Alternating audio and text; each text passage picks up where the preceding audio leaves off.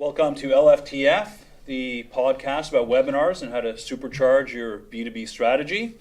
With me as usual is Matthew Lay, president of the Streaming Network. Matthew, welcome. Thank you, Pete. How are things? Things are good. Things Good. are going well. Happy Good. to be here once again, talking about this never-ending subject, the subject that seems to have no limits. Yep. And yet is always so very, very interesting. Today we're going to talk about identifying leads from webinars. Right. So, we get a lot of people asking us about lead scoring and tactical information like that, and this is the sort of stuff we talk about quite a bit. Right. And yet we still get people asking us questions. we do. So like why are we talking about this today? Why are we still getting these kinds of questions? What do you think? I think it's because of the ongoing struggle between sales and marketing. We need more leads, the VP of sales will say, and I say this from a place of an altruistic place, as I come from a sales background, not a marketing background. We need more leads, and then when we get them, we say they're crap. And we also know, and we've said it before, that the webinar is a great place for qualified leads. People who spend that much time with you are generally good leads. So if this is still happening in a lot of organizations, they're asking, well, what next? Like, what else do I need to do to make sure that we're passing those good leads? And the case is that you need to be looking at the viewer data in the right way. Right. So so how should we be looking at the viewer data? Like, how does that play out? Understanding the intent of what's going on, I think we all kind of get it, but when we're wrapped up in a numbers game of hitting our KPIs of number of people through or number of leads across, we can forget it.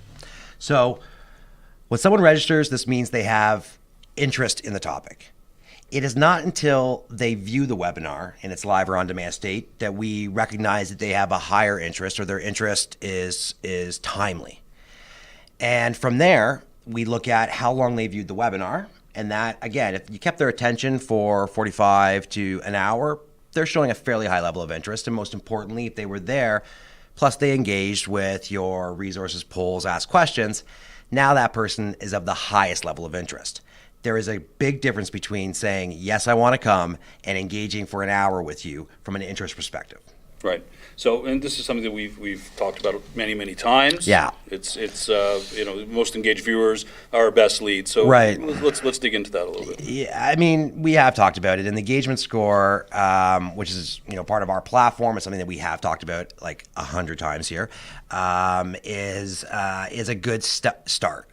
But if you've followed everything and you're not followed everything we say, and you're getting good engagement scores, but you're still not having the right effect in sales from pipeline growth or anything like that, it's going to come down to this. So let's talk about which stats represent commercial intent. And just because someone listens to this podcast in its entirety, which we get a bunch of people who listen for about 20 minutes, so we're trying to keep them shorter for you right now, does not mean you're ready for a call from a sales rep or even a BDR, and doesn't mean you're looking at a webinar program at all. And that's because of the type of webinar or type of content asset that this is, right? So what do we consider our podcast series? What type of content is this? Right. Well, that does make it hard. Right. It's thought leadership, right? Yeah. Sorry. I'm not supposed to be asking you questions. You're supposed to be asking me questions. I apologize. But this is thought leadership, right? So whether people are consuming this through their podcast download, on the blog, or in the webinar format, which it'll be delivered, they're looking to learn how to lead score.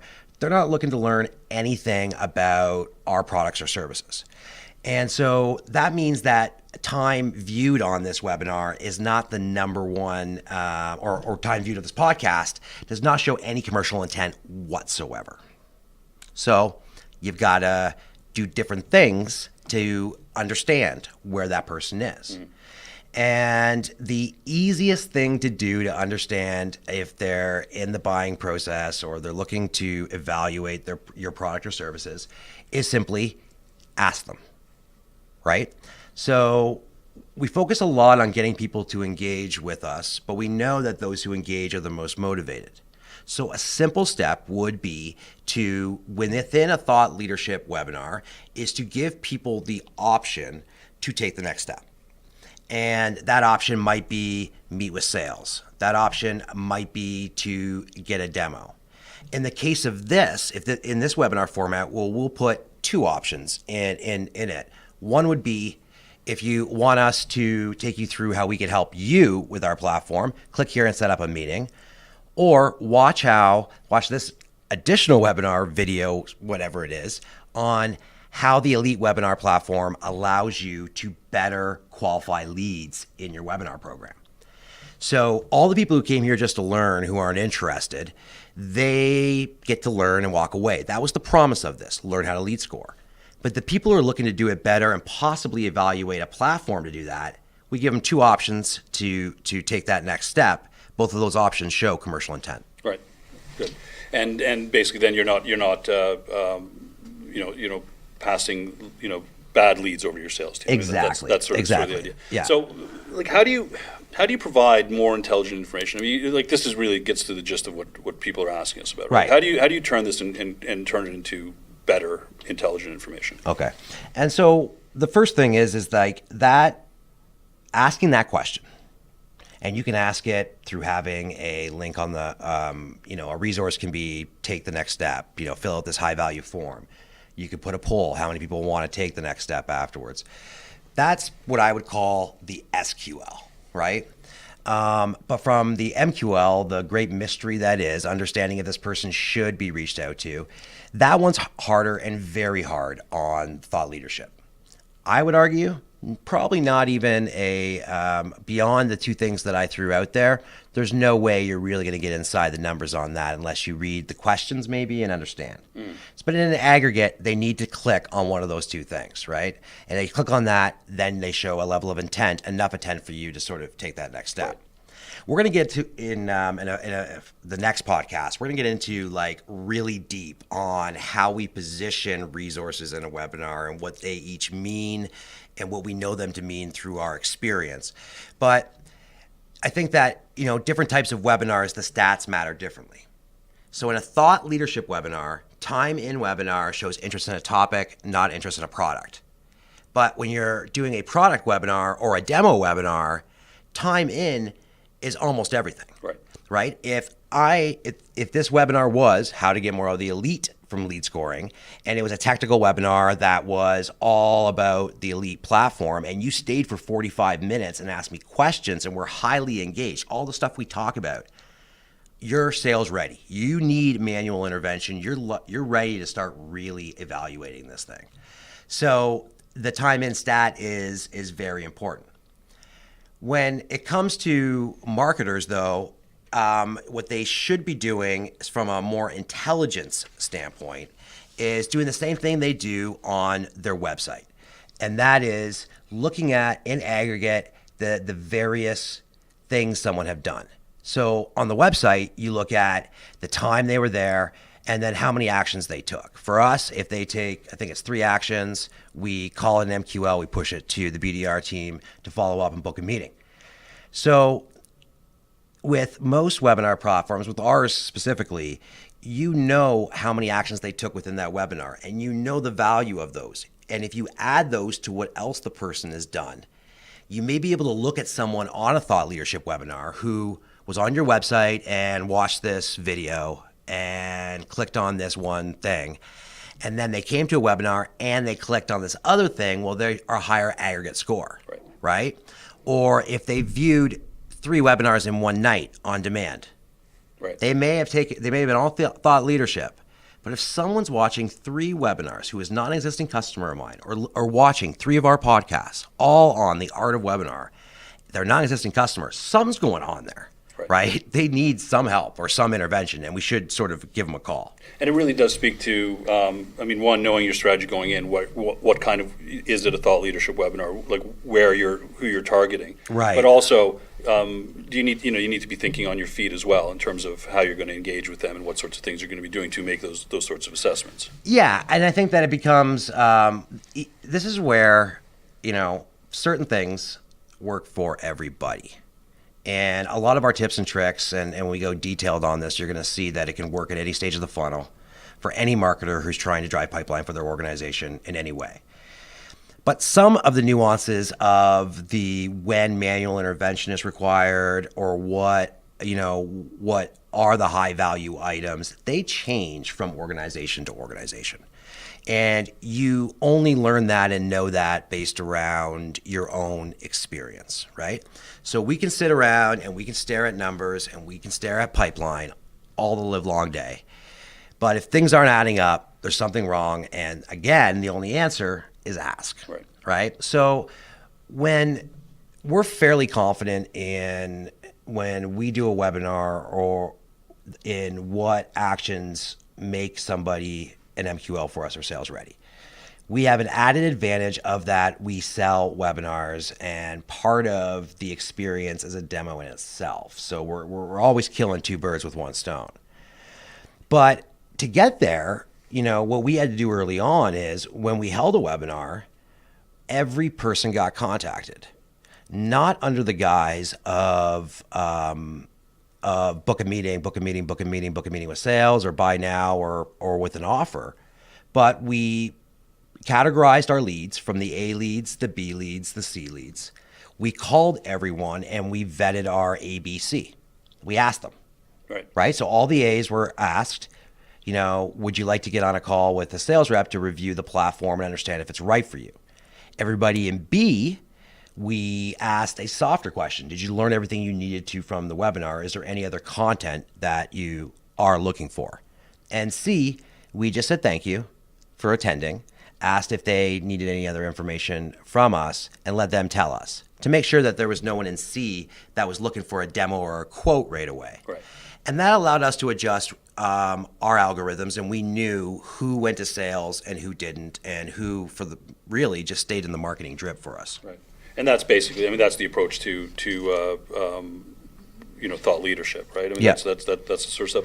So, and this data is incredibly valuable. It is, and we say this often. Even if you do a thought leadership webinar, that is, you bring in a third-party guest, right? And you're talking about something that leads to very little commercial intent. People are there because that person is talking. And you put up the calls to action, and you've got a high percentage of people who do not take action, right? Because they're there for the promise of the webinar. They're there for the content. But you've got them there. Might as well use that time to do what anyone would do when they're first talking to somebody, right? So the thought leadership webinar, new blood in the funnel, top of funnel content, you may have a whole bunch of people that show up, hopefully, who were not already within your pipeline or were not active within sales. And so you can use different interactive tools to better qualify them. So questions we like to ask within our webinar, whether or not we're talking about anything to do with viewership or number of events or anything, is we ask this question about how many events do you run in a year? And that's because the more events you run, the better fit you are for us as an organization. So these fit questions can be delivered in polls or utilizing the survey. Other questions like, how likely are you to evaluate platforms in this fiscal year? This is a question that buyers or viewers want to answer. So you're not bugging them if they're not interested in it. Or if they are, when it is you want to follow up. So utilizing asymmetrical polling, which is polling that goes out through the webinar but is not necessarily related to the content, and a survey to better qualify your opportunities and get data that you can't get from Scott's or Zoom Info or the like, is another great value of the thought leadership webinar and another way for you to help qualify the quality of the lead. Right, and this is obviously a completely different approach than if you're further down the funnel. Yeah, it is completely different. Further down the funnel, if you know you're further down the funnel, and we can go down a rabbit hole here, right? That's the $1 million question. Exactly. Where exactly are you? Who are you targeting with your webinars, right? Are you targeting everyone and getting people attending a real down funnel webinar that they're not ready for? Are you having a conversation about how your product is used at the enterprise to a whole bunch of people in the SMB market? Like, all of these things matter. The more targeted you can become with who you're inviting to the webinar, means that every viewer, every stat, and everything that happens, every engagement number within it, more valuable than it was before, right? most people, when they're doing a webinar, and especially early days, and we're focused on how do we get the most people to it, we've got to rule out tire kickers. We got to rule out the wrong type of buyer. We got to rule out all kinds of different things, right? And before we even get to those people, and then we start looking at which of those people were in longest and did the most. So targeting can really help in all cases.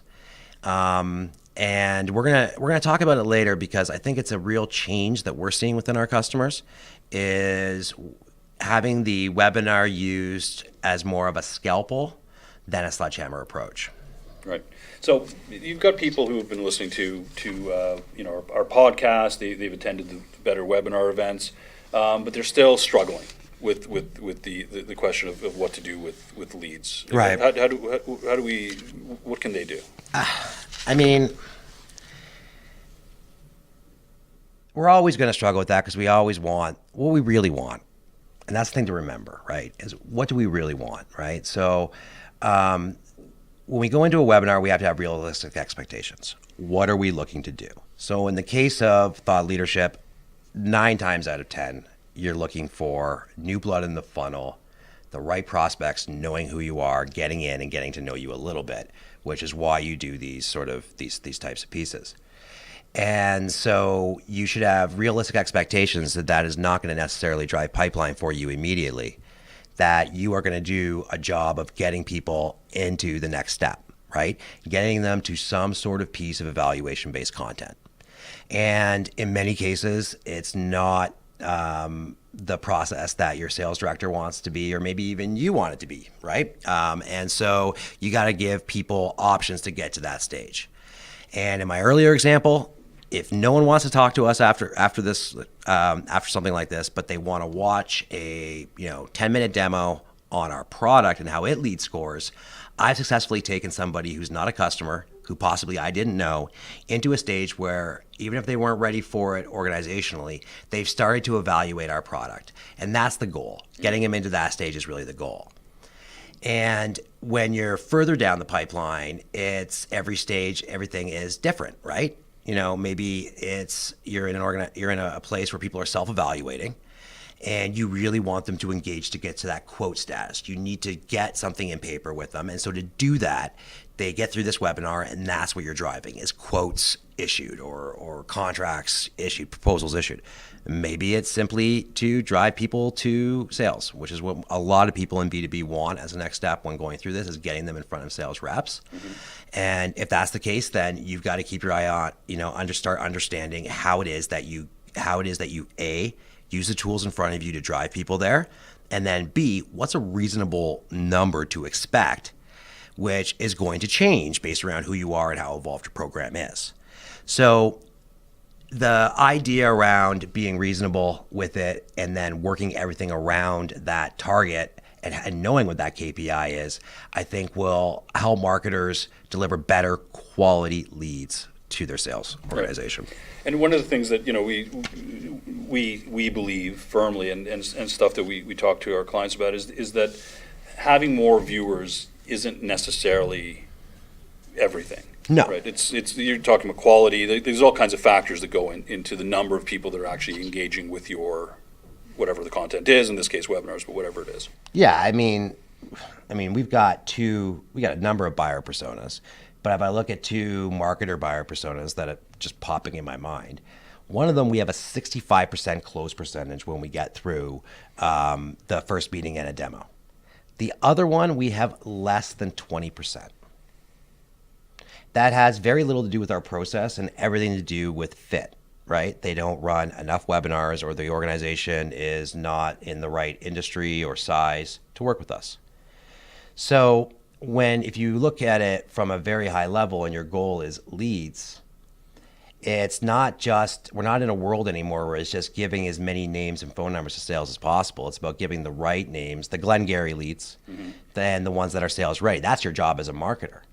So for us, someone coming through our program, what we do here in the next stages of it, if they're that buyer persona who's in that 65% close rate, and we're able to move them through our podcast and our other content into getting in front of one of our sales reps, the value of that's way above 100 of the other ones, even, because those, I didn't even mention, those deal sizes are way bigger too on the 65%. So the key here is that, your KPIs shouldn't just be number of registrants, number of viewers, although that's important to watch. Your KPI should be how you're impacting the organization. And they will likely change from webinar to webinar, or at minimum from type of webinar to type of webinar. Right. Now, how do you test something like that? Like, how do you? It's more than a theory. You've seen it work. Yeah. But how can you, knowing that each company is different and has different criteria, how can you? Is there a way to test that? Yeah, there is. When you've got proper sales and marketing alignment, definitely there is, right? So the hard part about today's day and age versus before is just in the past, people would, a lead got to a sales rep and a sales rep closed. Now when a deal closes, there's 7 people who were involved, 17 pieces of content that the person viewed before they got there, and it's not quite as linear of a process. So it makes it really hard. But with proper sales alignment, sales and marketing alignment, where you're tracking the right things, you can understand, the deal closes when a deal closes close to a webinar, you get to understand the proximity. You get to understand where that lead got received its acceleration, if you're measuring things properly in the pipeline. And if you don't got that level of sophistication in your tracking, which I assure you, we do not on our side, I've just seen it on our customer side, then you ask. You ask. Straight up. Straight up. Who cares? Sales gets the commission anyways. Have them ask the question. Why did you decide to purchase from us? What was the value of this? And on the flip side, if you're giving what you think are really high qualified leads to sales and they're not closing, ask the question as well when you don't get the deal, so you can tweak all of your metrics. And next time, that's what we're going to do. We're going to dive in on some tricks that always work, but allow you to cut through the crap and really dive into how to position your webinar to get you those metrics. Great. Well, that's a good ending then. Okay. That's a good way to close this off. Our next podcast, as Matt alluded to, is a step-by-step approach to how to accomplish everything we've just talked about and at any point in your funnel. This is LFTF. That's the end of the podcast. Thank you so much for listening. Don't forget to share. And if you have any questions, please don't hesitate to send them in. We may actually include them in an upcoming podcast. Until next time, thank you very much.